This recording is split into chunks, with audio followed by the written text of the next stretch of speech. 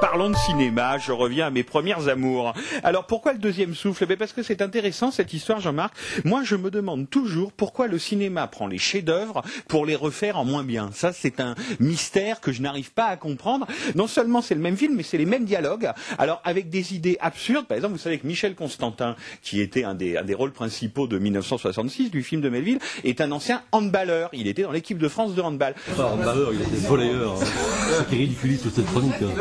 Il était handballeur. Volleyeur. Volleyeur ou handballeur? Volleyeur. Il était sportif, c'est tout. Denis, il était sportif. Le résultat, c'est que Denis Schiffer avait raison, c'était pas le handball, c'était le volleyball, mais en revanche, il était bien international et même capitaine de l'équipe de France. Et ensuite, il a été journaliste à l'Équipe et il a écrit aussi sur le hand. Voilà. Mais j'aurais dû vérifier.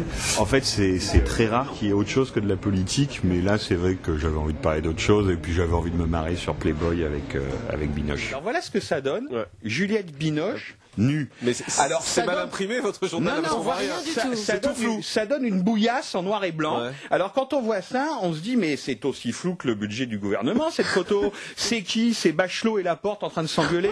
Mais sinon quand même c'est un peu plus de 9 fois sur 10 de la politique.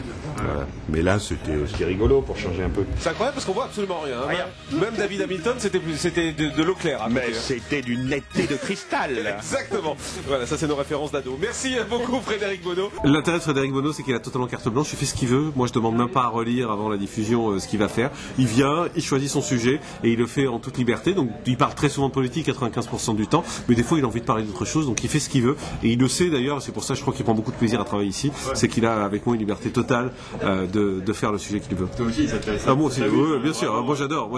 Je découvre en même temps, je réagis spontanément et ça va un plaisir. Je te voyais en fait presque en train d'apprendre ce qui. Oui, exactement, tout à fait. Essayer de comprendre où il veut aller en fait à chaque fois. Ouais, merci. Merci.